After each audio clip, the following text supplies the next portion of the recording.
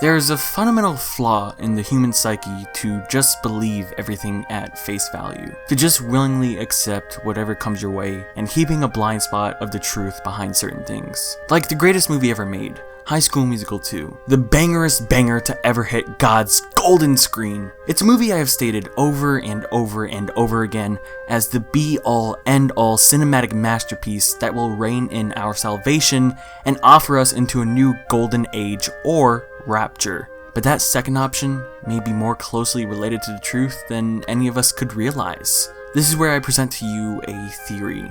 A Shane Dawson level theory that is magnified to be somewhat unsafe for the human brain to understand. There is no going back from this. If you are still pure, if you are still sane, if there are children in the room, please make them leave and turn back now. This theory is like a face-vase image. An image where you either see two faces on opposite sides or a vase in the middle, but never both at the same time. And this theory goes beyond that and takes the other image and completely eradicates it. What if I told you that every single character in High School Musical, Troy, Chad, Ryan, Sharpie, Gabriella, Zeke, and Kelsey were all dead? All of them, every single person in this film, dead, gone, completely not living. But they aren't in heaven, they aren't in hell, they're in limbo, purgatory. The waiting room between heaven and hell that usually decides where you'll end up existing for eternity. This is a theory that I've been struggling to come to terms with for months now. A theory or realization that I just can't believe is true, but I can no longer deny the facts before my very eyes. This theory has cost me things. My friends don't believe me when I try to speak to them the truth. I try to tell them there's something more to all of this and they just won't listen. Does it even matter? If I don't uncover the secret, then who will? Listen, man, if you don't believe me, you should just get out. Nick, come on. Dude, just go. Come on, you don't believe me? Just go. Just get out. You need to relax. Bro, this is more important than anything right now. You need to just fucking go. No, don't touch. Just fucking relax. Just go, man. Just Relax. Nick, fucking relax. I need to solve the fucking theory. Just fucking get out of here. You're wasting my time. Just get out. Just go.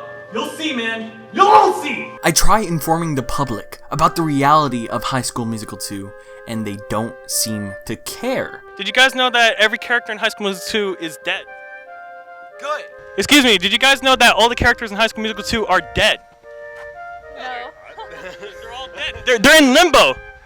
Are you not believing the truth? They idly walk by and go on with their days like I didn't just inform them of an incredible revelation.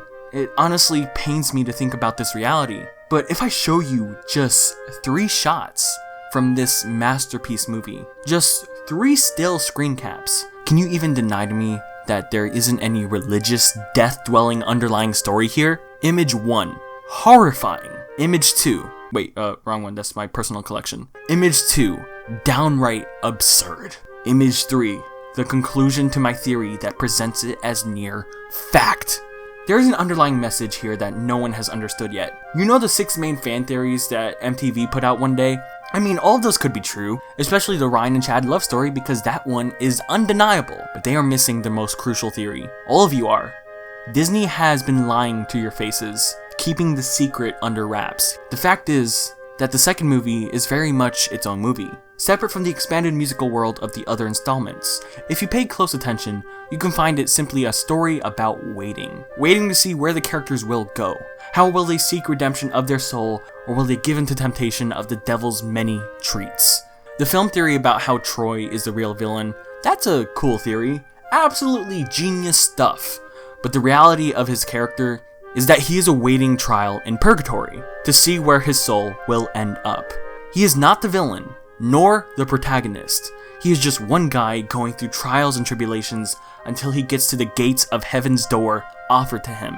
The movie begins in a classic Miss Darby classroom. This is the room that all of the Wildcats we have come to know and love start their journey of limbo in. The bus outside is simply an empty stagecoach that has taken their souls between the realm of the living and the dead. Mrs. Darby is here to welcome them, and as they finally wake up in this plane of existence, they are startled. If you watch their faces, it takes them a second to realize where they are. They just died. and just got here. So of course, they would be very confused at first. They see the clock behind Mrs. Darby. This clock is basically the waiting room clock that tells them when they'll be able to leave the current opening room and enter the expansive land of Purgatory. That is when they all collectively scream in unison their anticipation of entering the land of summer. Was that Summer. unforgettable summer of dinner Summer. theater where I was the Summer. only actress to understand. Summer. Summer stands for Summon Us Mother, moreover, eternally raptured. It doesn't mean some stupid fucking holiday that there's no school in.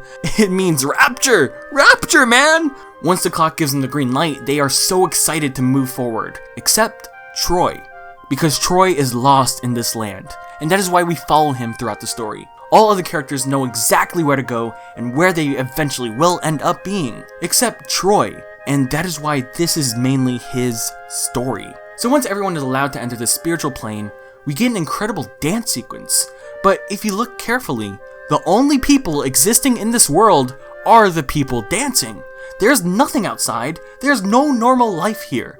When you look past the dancers, you can see a clear and cut line of end, where no other humanly existence happens. Rooms are empty, halls are empty. You can see this throughout the entire movie. The only people that exist within the area of the current souls awaiting their exit from Purgatory. Everyone else around them are either souls waiting for the same thing, or simple spirits meant to keep them comfortable. Mr. Fulton, the beloved country club manager, is basically the tester. He tests everyone throughout the whole movie to see how worthy of salvation they are. He is ordered by Sharpay, but that is because she is already destined to go to the bad place. Her soul has been locked and destined to go there since the very beginning, so Mr. Fulton uses her as a way to see the morals of the rest of the Wildcats. He uses her to test all of them, and then he observes from afar. This is why he constantly tests all the Wildcats to see how they'll react to certain struggles. A lot of them falter and let it get really under their skin, but Troy always reminds them that they can prosper and get through it. That is why Mr. Fulton then allows Sharpay to use him to put Troy through even harder challenges to test his true morals and faith. This angers all of Troy's friends, and it almost seems deep down that they realize without Troy, how will they ever leave Limbo to get to the Golden Gates? Gabriella, heartbroken and saddened, accepts this with her heart and tries seeking her own redemption by leaving Troy's fall from grace. Meanwhile, during all of this, Chad and Ryan are having their own love story, switching clothes and being seductive. They've come to realize that no matter where they are, in heaven or hell, limbo or life, they can find their own personal paradise if they are together. Long as they have each other, no one can touch them.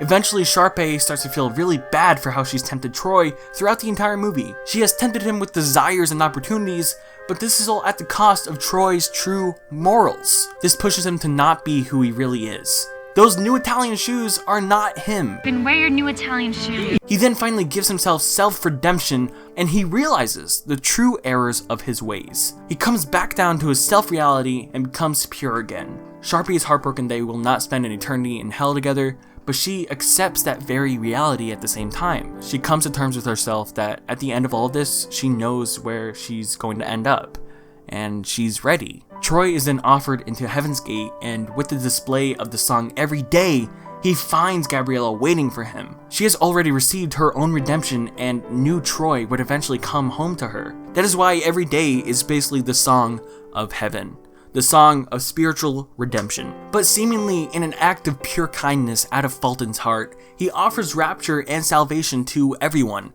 even Sharpay, and they all get to live in paradise together forever. I know it's hard to believe, even with all of these facts that I just presented, that this entire movie takes place in Limbo. Its religious story of torment and faith is complex and very well thought out. And yet, if you still don't believe me in this, how can you deny this isn't true, since this is the only movie where everything is seemingly glowing and heavenly, where all of the colors are much more vibrant and peaceful, unlike the other movies? How can you deny that this dude isn't a spirit when his head is actually see-through and you can see the stars through his head? How can you deny any of this? Did you know that there is no weather in this movie? There is no rain, storm, anything in this entire movie. You got sprinklers, but that is artificial, something that they can make in Limbo. But you cannot recreate weather in Limbo, I think.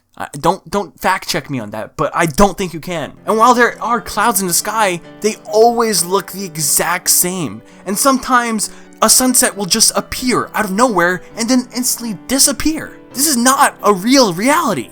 How can you deny any of this? This entire theory is basically confirmed by the High School Musical game that I played on my second channel where I play games and shit, where every scene in second movie is oddly satanic and full of demon rituals.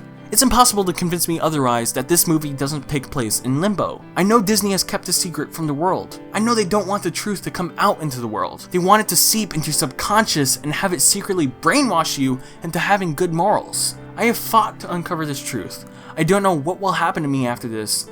I may be found. I may be killed. I may be pushed to insanity and sent to an asylum. But I just want all of you to know the truth. Never forget the truth. Spread it. Run from it. Let everyone know the reality of this film. It's your turn. It's up to you now.